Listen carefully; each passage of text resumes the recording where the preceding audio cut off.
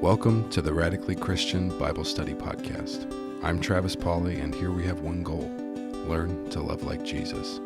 This episode, Wes and I sit down to discuss a listener's question about what we should do as Christians when our spiritual leaders sin. I hope you enjoy this conversation. All right, everybody, welcome back to the Radically Christian Bible Study Podcast. I am Travis Pauley, here again with Wes McAdams. Yeah, it's been a while, Travis. You've introed all the latest episodes, but and you've been in the room while we recorded all the latest episodes, but we have not gotten to chat, you and I, on the podcast. It's been a minute since we've just had a good Wes and Trav chat. Yes, I am super excited about this chat today. Me too, and we have what I thought was a really, really good question. Yeah, tough one for sure. Tough question to go over today, but this comes from one of our listeners, coping with the downfall of spiritual leaders. I've had a hard time giving a satisfactory explanation to people when ministers, especially one here recently, sin, especially sexual sin. One recently was accused of rape and other horrible things after his death. Even spiritual abuse was an accusation. I'd love to hear a way to help people who struggle when a spiritual leader turns out to be someone different than they proclaim. Everyone sins and falls short. It's hard for people struggling with that. Thank you for all you do with this podcast. My family is blessed by it. Yeah, such a good question. And I thank Ginny Hix for submitting that to the podcast for us to talk about, because I think it's so important. And we really are going through sort of an epidemic, it seems, of Christian leaders, spiritual leaders, church leaders, ministry leaders throughout the world that are having these sort of monumental downfalls, and that it's really nothing new. That's always been a situation that we found ourselves in, but it seems like more and more either we're finding out that these things are a reality, right. Maybe they always were and we just didn't know about them, but now we're sort of finding them out, and I think I know who she's talking about, that we found out after his passing, that his life had been fraught with this spiritual and sexual abuse of others. And so, yeah, we're sort of left picking up the pieces and trying to figure out, what do we do with this? How do we help people who've been hurt by it? How do we prevent ourselves from being hurt by it? How do we get better? How do we do better? How do we make sure that this doesn't continue to be the problem? Because obviously this isn't the way that it should be. And I love what she says in the question. She says, quote, "Everyone sins and falls short" is hard for people struggling with that. So that sort of idea that, well, everybody messes up, everybody makes mistakes, because we're not talking about mistakes. This isn't just mistakes. This isn't just someone messed up. We're talking about habitual, long-term sexual sin, where it's not like, oh, I didn't realize I did that, and somebody made just an error of judgment in the moment. We're talking about ongoing things where people are victimized even. And so what do we do with that, and how do we talk about that? I want to talk about 4 different things I've kind of jotted down that I want to talk about in regards to this. And the first is, in the kingdom, there are not supposed to be celebrities. And I think we need to think about our celebrity culture. And I think that there's always been sort of a tendency, human beings have had this tendency to glamorize, put on pedestals certain people and lift them up as celebrities. And I guess a celebrity is just somebody who's famous and well-known. So you could say by that standard, Jesus was a celebrity, or Paul was a celebrity, or Peter was a celebrity. All of the apostles, in one way or another, were celebrities in that they were well known. But today, when we think about a celebrity, it's even more than just being famous. It's even more than being well known. It's somebody who is put up on a pedestal as an example, somebody who is sort of becomes very self-serving, and really is concerned about their own reputation and their own name. And that's really the very opposite of the kingdom ethic. In the kingdom, servants of the king should want the king to be made known, but not themselves to be made known. That has to be the way that we operate in the kingdom, that we are constantly saying, as John the Baptizer said, I must decrease and he must increase. That has to be our attitude. But sort of these celebrity preachers, celebrity ministers, celebrity authors, podcasters, this sort of way of doing things where a whole church or a whole ministry revolves around these celebrity ministers, these celebrity preachers. This is problematic. And it's problematic from a cultural standpoint, and it's also problematic from their own standpoint. And that even we have young ministers and young preachers chasing celebrity status. This cannot be the way we continue to operate in the kingdom. We have to move away from, I want to make a name for myself, and move towards, I want Jesus to be made known. That has to be the way that we think about things. And so we need to even, I might even say, admonish admiration. So if somebody is in a position of leadership or ministry or teaching and they're being admired, I think that we need to admonish our own hearts and say, that's dangerous for me. That can be toxic for me. But also to remind other people, I'm nothing. I'm nothing. I'm nothing. And I think that fewer of these ministers and preachers and leaders would fall into this situation if they would keep reminding themselves and reminding others, I am nothing, Jesus is everything. So here's a passage I want us to think about with this in mind. 1 Corinthians chapter 3, starting in verse 1. And Paul's really sort of admonishing this sort of prioritizing ministers, prioritizing preachers. He's using himself and Apollos and Peter as sort of examples. There may have been others. I think there were others in Corinth that were sort of making a name for themselves. And Paul wouldn't even mention them by name. So he's using himself and Apollos and Peter as examples, I think partly because he doesn't want to mention these other teachers who are trying to make a name for themselves. And he says, I, brothers, could not address you as spiritual people, but as people of the flesh, as infants in Christ. I fed you with milk and not solid food, for you were not ready for it. And even now you're not ready, for you are still of the flesh. For while there is jealousy and strife among you, are you not of the flesh and behaving only in a human way? For when one says, I follow Paul, or another, I follow Apollos, are you not being merely human? What then is Apollos? What is Paul? Servants through whom you believed, as the Lord assigned to each. I planted, Apollos watered, but God gave the growth. So neither he who plants nor he who waters is anything, but only God who gives the growth.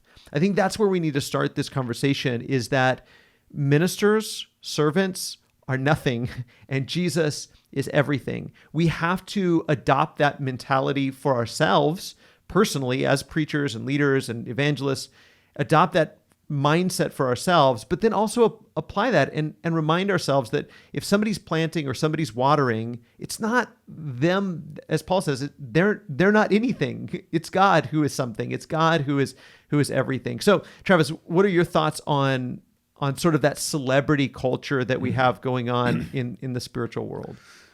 Yeah, I think, like you said, I mean, it's just part of the world we live in, where, you're encouraged to be worried about your brand, and which I think is fine. I think, like you said, the apostles had, their own probably celebrity. They had their own, and like Paul mentions, some say I'm baptized by Apollos and I'm of the baptism of Paul, and he's trying to discourage that. And I think one thing that he does a really good job of is putting things in their proper place and saying, like, you don't do that because, well, Peter is an apostle of Jesus. At the end of the day, Peter is not, he's not,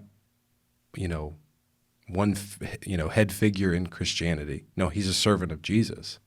He's just one of the original. And I think that's something that as you were talking about, like the difference between maybe a celebrity type culture around church people back then versus now, I think it becomes maybe harder and harder, maybe as you get away from the incarnation of Jesus, to remember that if you're, a preacher, an influencer, a spiritual influencer today, and you have however many, hundreds or thousands or millions of followers and people who are hanging on to every word, you're still serving Jesus. Jesus is still the goal. You're not the goal. Jesus is the goal. And I think that's getting harder and harder and harder for people to understand, because again, once you say a few things that people again hang on to every word, and they want to hear more from you, I can imagine it's very hard to not think that that's about you. Like that's coming from somewhere deep inside me, and maybe you can rationalize it and say, well, God gave me something special it's like, maybe he did, but, and maybe you are really special like that. Maybe you are at the right place at the right time and all those things, but it's still probably best for us to think in terms of, like you said, I'm nothing. I'm just a servant. And also recognize, in the grand scheme of things, none of us are here for very long, and we're all waiting on the same thing. We're all waiting on the resurrection. We're all waiting on. There's so many things that make us equal, and holding somebody up. You can just imagine. As I read the question, I was just thinking, Satan must love this. That we hold people up to such a standard, and then. Then he just has one person to get, and then he can get to a lot of people, Yeah, that's a great way to put it. When you build your faith on a person, it becomes a house of cards, and then you're right, all Satan has to do is remove that card. When our faith is built on Jesus, then we don't have to worry about that. It can't come crumbling down. But when we build our faith around these celebrity preachers and these celebrity, and when I say that, we could think, across Christendom, as it were. We could think across the board and think about some of these big, quote unquote, big names. But then even within smaller circles, even within churches of Christ, there are preachers that are well known and are well liked. And as you said, that's inevitable to some degree. Yeah. But I think at the same time, if we're going to really impose a kingdom ethic on ourselves, if we are in a position where there are people who want to hear from us, we have to admonish ourselves. And that word admonish means warn. We have to warn ourselves. We have to warn ourselves of the danger of power, the danger of influence, the danger of admiration. And we have to admonish admiration in ourselves, and even admonish that in others when other people start to really brag on us and build us up and make us, bigger than we really are. We have to say, no, I'm not bigger than I really am. This is who I am. I'm a servant just like you. We have to, in a sense, humiliate ourselves, because that's what being humble is. Humiliation. It's humility. It's putting ourselves I like the idea that humility is not thinking less of yourself. It is thinking of yourself less. Yeah.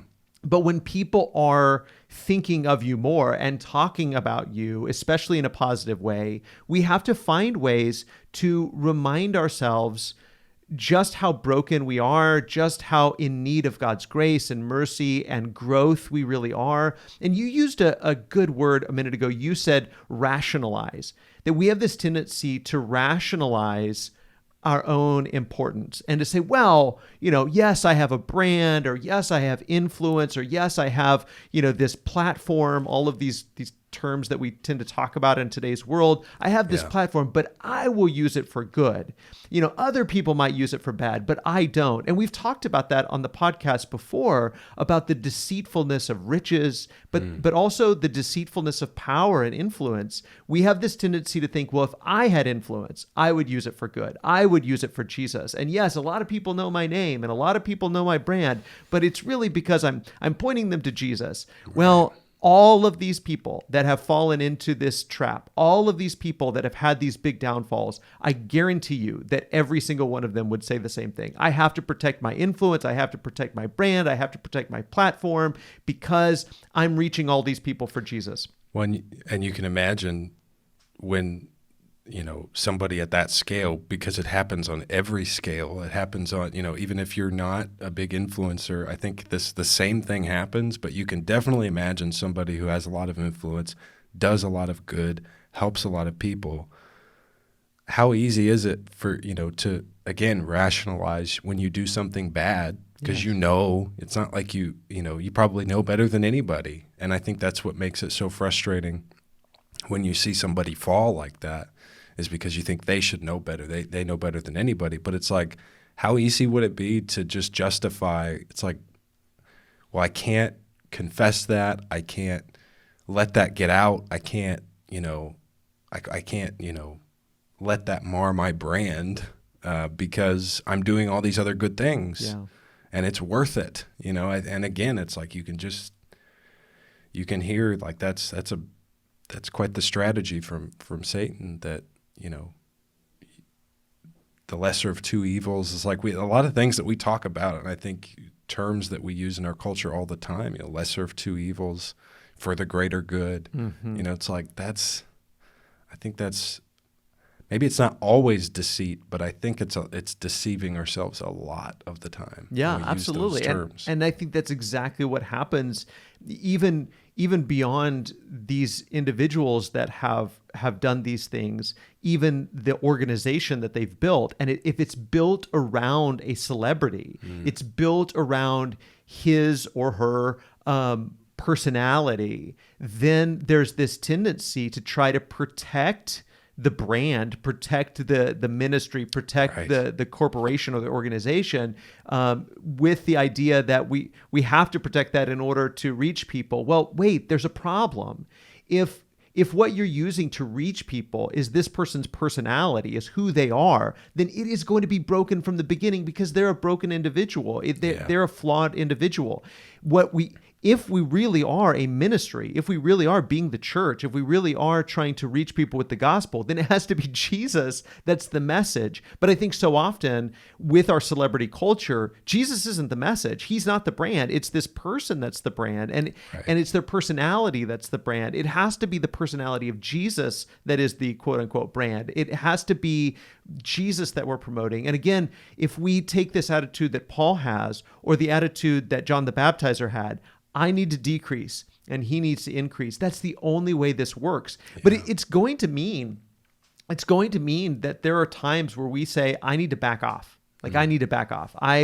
This is becoming too much about me and not enough about him, and I need to back off. But in the world doesn't do that. I mean, the world, you never see Amazon or Apple or any of these big corporations do anything to discourage their own branding, their own popularity, their own fame. They wouldn't, because that's not in their self-interest.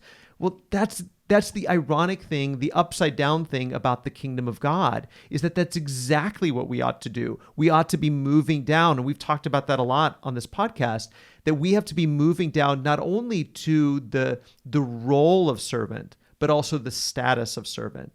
And the status of celebrity and the status of servant are mutually exclusive. We really can't hold on to both at the same time. You cannot be seeking a status of servanthood and a status of celebrityhood at the same time. You have to decide. And if you're seeking to be a celebrity, now that's not to say that there's not going to be ministers and preachers and evangelists that are well known, because it's just going to happen. Right. But it's about, what are you seeking? And when you begin to seek fame, when you begin to seek influence, when you begin to seek a platform, that's the beginning of the toxicity of all of these things. It is, as you said, deceitful. So we have to warn against that, and we have to admonish ourselves and discipline ourselves against that celebrity culture. How do you think, this is something I've been thinking about lately, and as we're discussing this question, it occurs to me that probably has a lot to do with this as well, and that's idolatry. And there's so much material in the Old Testament at our disposal talking about idolatry, the dangers of it, and sometimes I think I get caught up thinking that we're removed from that. You know, we're not going to the altar and worshiping Baal or Moloch or, you know, it's like, yeah, but we do a lot of the things that were associated with those rituals and with those gods. And we certainly worship, you know, we certainly put things not in their proper place. And I think, as I understand idolatry, it's putting anything in the place of God. It's you know, I think you used this phrase recently about devotion, about I'm just going to butcher the phrase if I try to say it, but about, you know, you were talking about the importance of having our devotion go to the right place. Mm-hmm. And, you know, I know I had a situation, I won't go into too many details. I think I've mentioned it on the podcast before, where I was in high school and a, you know, influential mentor of mine growing up ended up, you know, there was a situation where our church got split in half.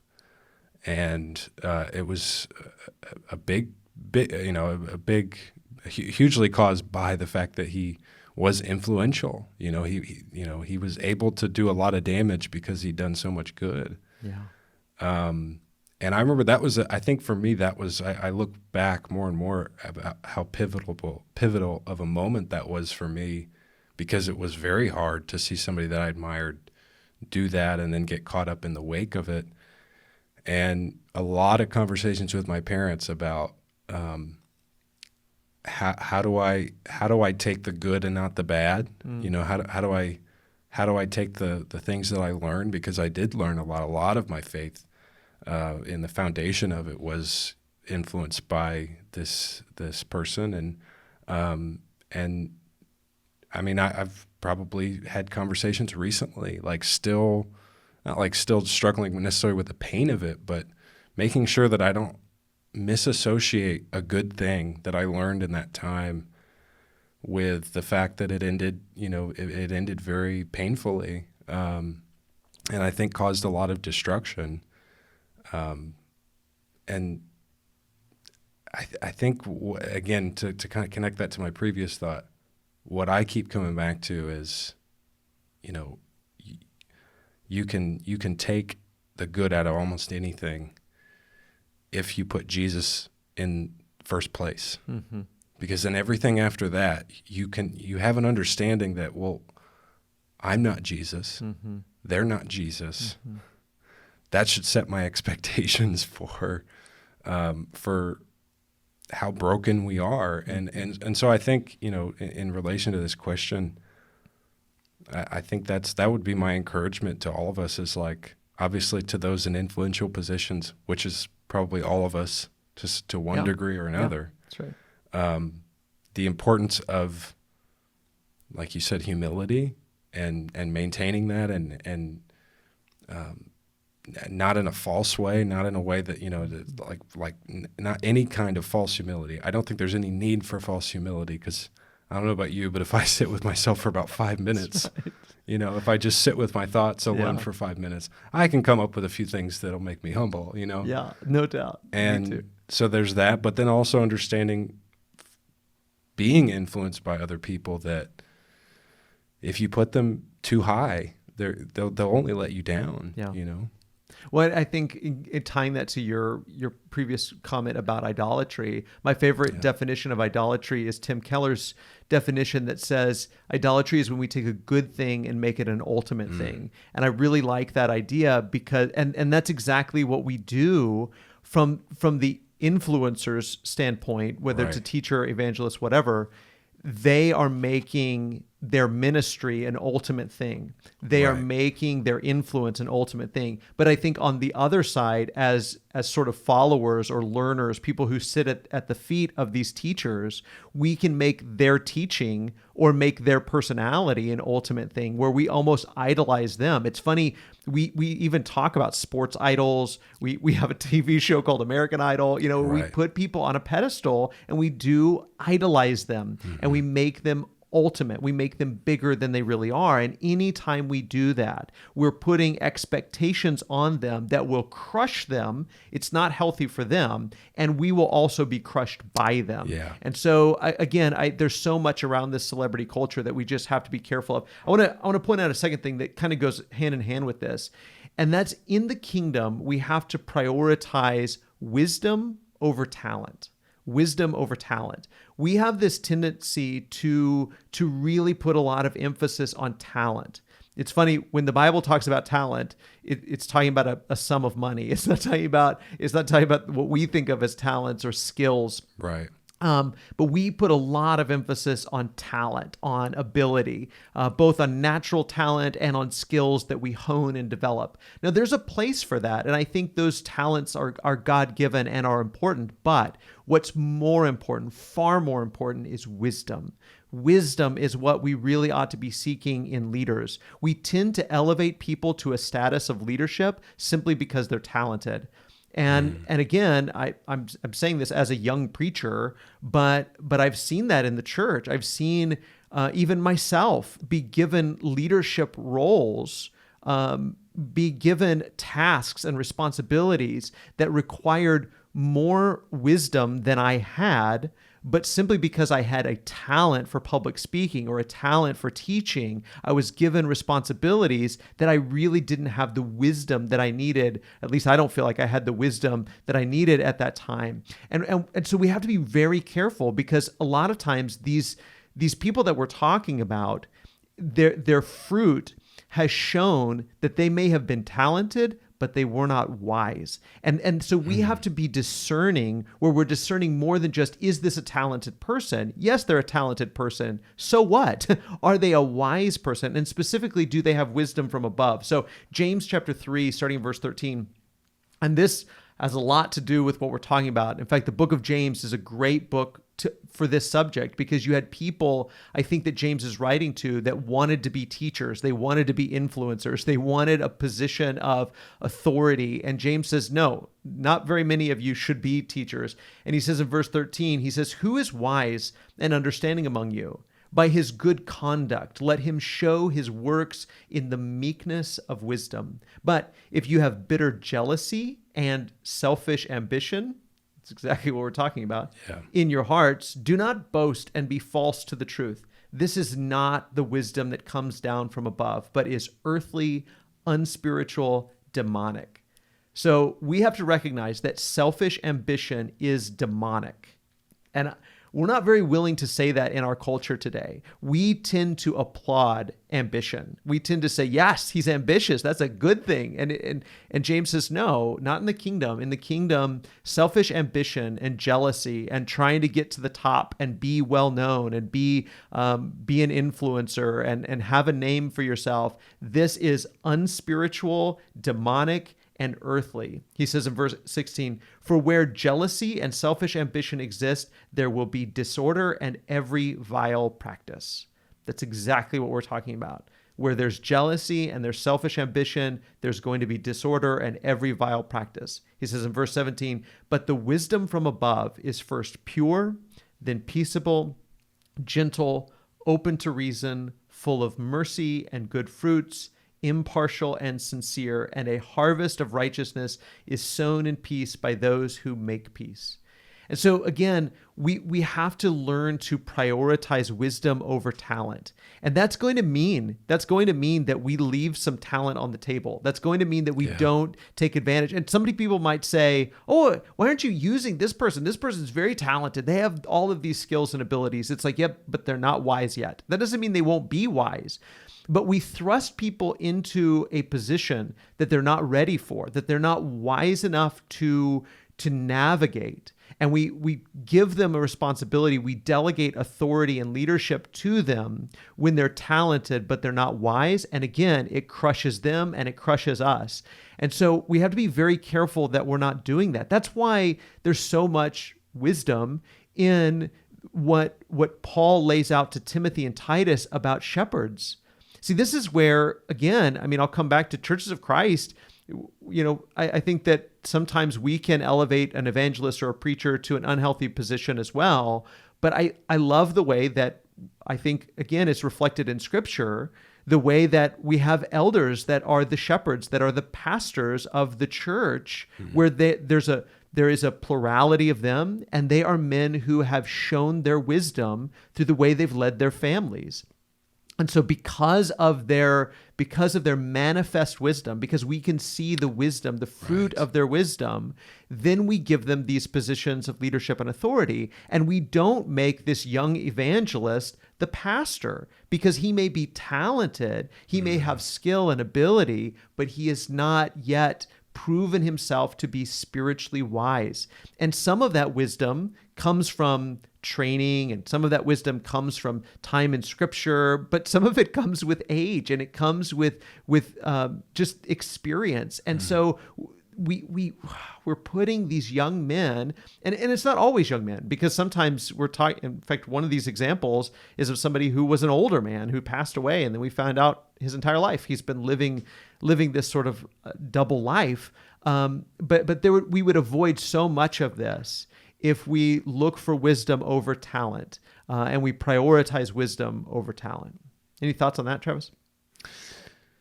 Yeah, man. I think something occurs to me. I thought when you mentioned John the Baptist, I need to become less. He needs to become more. To live out this idea of prioritizing wisdom over talent probably it's going to take, I think, a really radical, to use a word near and dear to this podcast, a really radical shift in how we think and how we consume and how we try to better ourselves, because what we keep saying, I keep thinking, social media is not a great place to exercise this, because again, there's so many things in our culture, and I think probably to some extent this has always been the case, but we certainly have more options now to idolize, to prioritize something that shouldn't be in first place.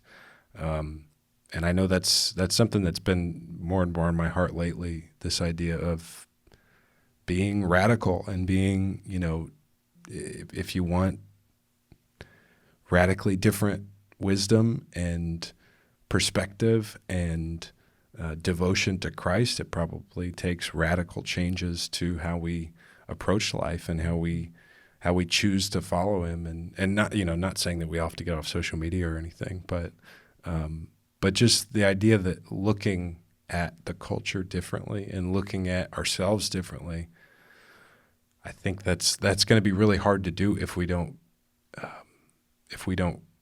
get rid of a lot of things that we're encouraged to have by culture, that we're encouraged to engage with on a daily basis.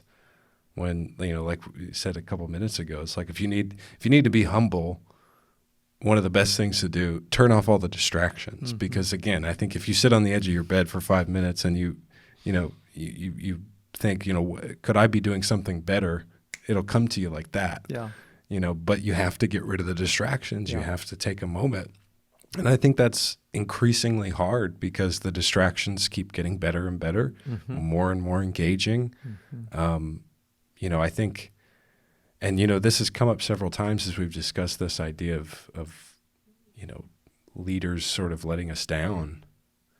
Again, I think that's, looking for Satan's strategy, I think is a good way to check our own hearts. Yeah.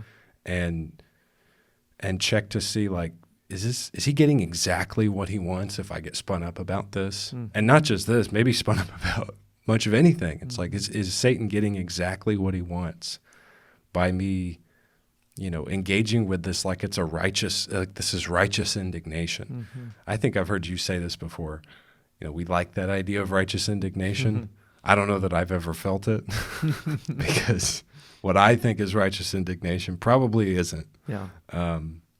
And again, that's coming from somebody who has absolutely been hurt by that before, by a spiritual leader letting us down. But it occurs to me that's making radical changes to the way we think is probably the the path forward. Yeah.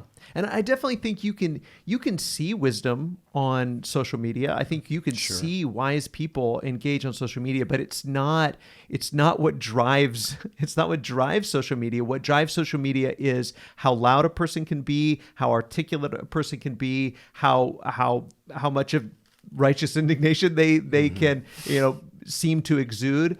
But we have to surround ourselves with wise people. Surround yourself with wise teachers. Surround yourself with people who bring out the fruit of the Spirit in you. Don't surround yourself just with talented teachers, people that have ability. I would much rather have a wise person speaking into my life than a talented person speaking into my life. And again, to your point, we keep bumping up the production levels because we're trying to compete with all the entertainers out there. We're trying to compete with all of the talent out there in the world, when really we need to reject that paradigm. We need to reject that framework and be moving towards wisdom, because that's something the world simply cannot offer. The world can offer talent. The world can offer skill. The world can offer ability. The world can offer production value, but the world cannot bring us spiritual wisdom. That's what the church is supposed to be bringing to the world, is spiritual wisdom. But instead, we keep getting caught up in the talent game, and it's like, that's not the game we're supposed to be playing.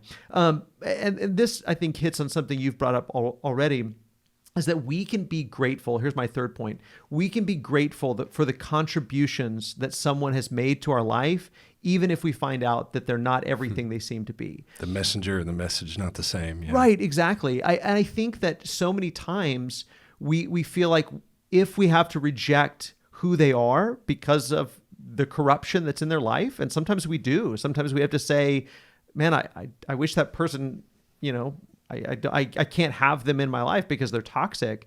But that doesn't mean that we have to reject everything we've ever gained from them. If somebody has made a positive contribution in our life, then we can be appreciative to God for that positive contribution. I think about people like Joseph's brothers, who were incredibly toxic. They were everything they seemed to be, and they were practically murderers, and they sold Joseph into slavery. But after everything was said and done, he was still thankful for the contribution they made to his life, because it turned out for good. And so he was thankful to God for the way things turned out, even if what they did in and of itself was sinful. And I think about what Paul says in Philippians 1. And Paul's in prison. He's writing this letter to the Philippian church from prison. And he says, some indeed preach Christ from envy and rivalry, but others from goodwill. The latter do it out of love, knowing that I am put here in prison for the defense of the gospel. The former proclaim Christ out of selfish ambition, not sincerely, but thinking to afflict me in my imprisonment. What then? Only that in every way, whether in pretense or in truth, Christ is proclaimed, and in that I rejoice. Yes, and I will rejoice.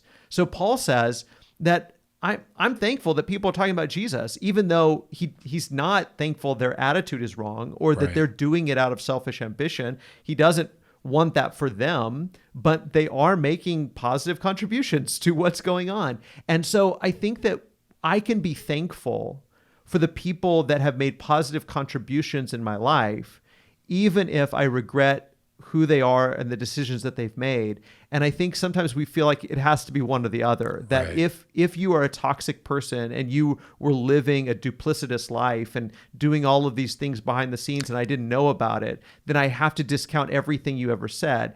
And that's just simply not the case.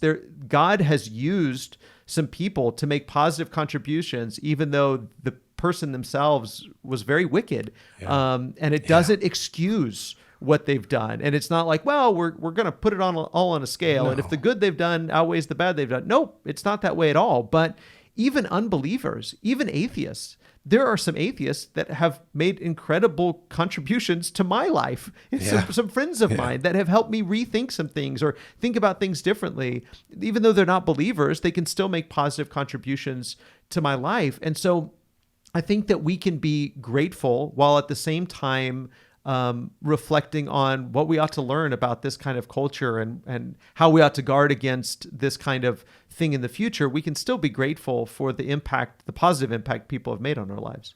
Yeah, and not to be overly optimistic about that, but in a way, don't you almost want that? You almost want people to some extent to give a better message than they themselves are living out. Yeah. Like I heard somebody say that in terms of like a parent passing on and sort of finding out, not in such serious ways as the question brought up, but that the messenger and the message weren't quite the same person.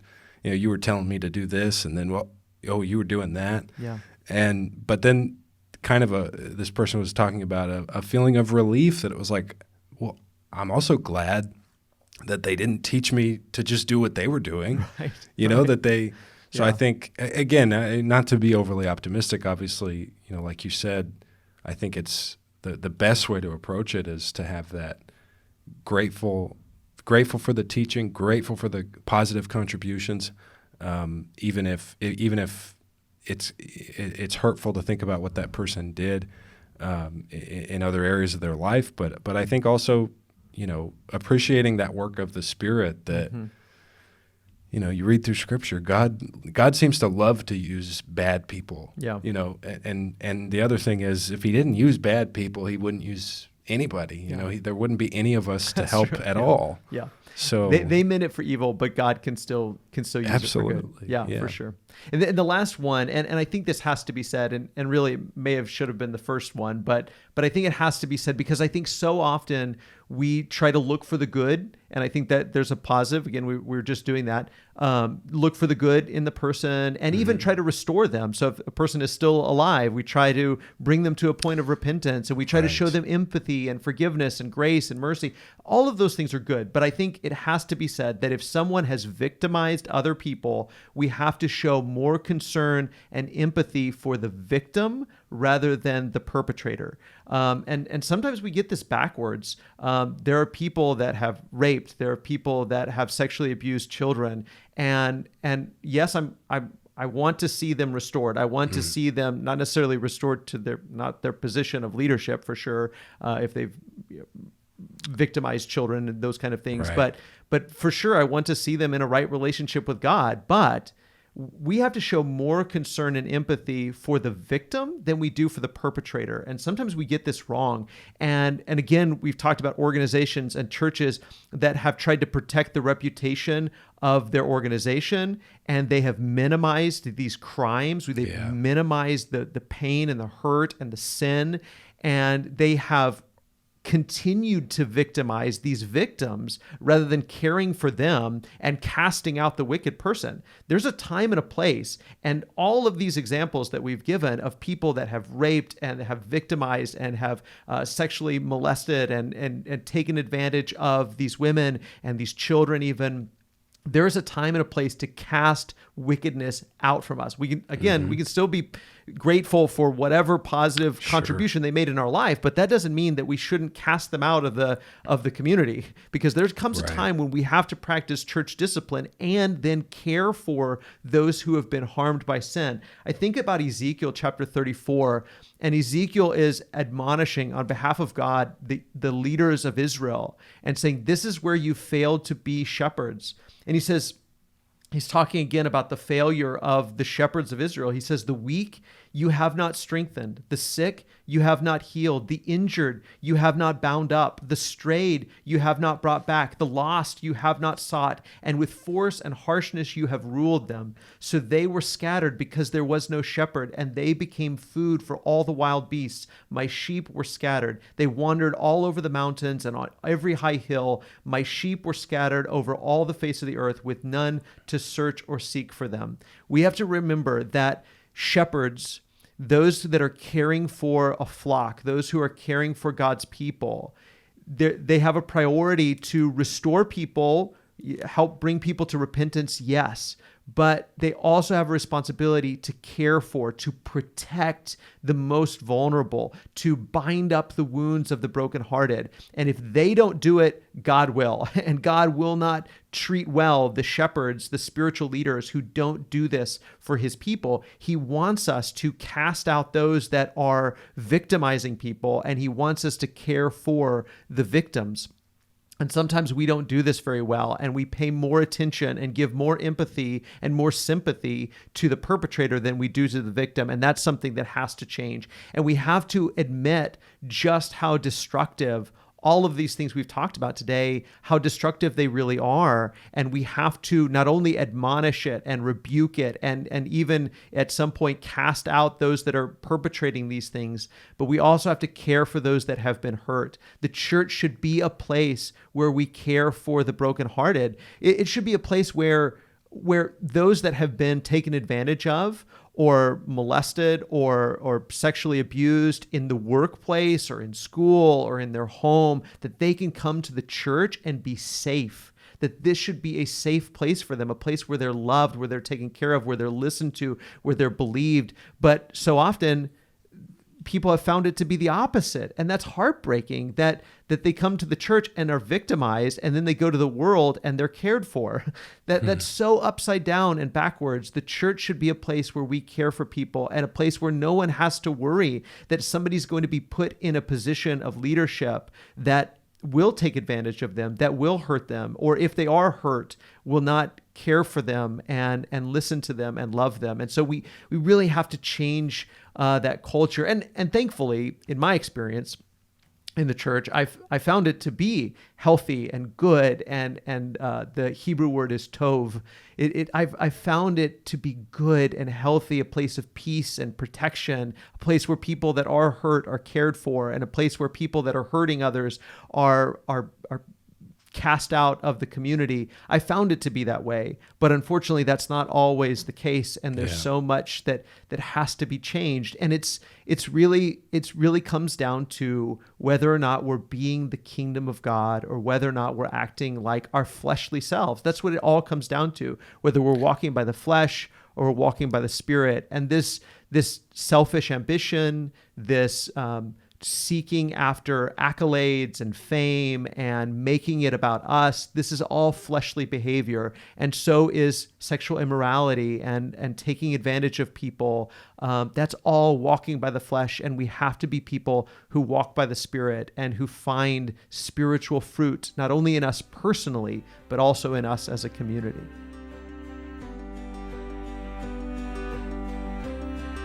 We really hope that you enjoyed this episode of the Radically Christian Bible Study Podcast. Special thanks to Travis Pauley, as well as our McDermott Road church family, for helping to make this podcast possible. And special thanks to every one of you. We hope that you enjoyed this Bible study and that you'll join us next time. We love you, God loves you, and we hope that you have a wonderful day.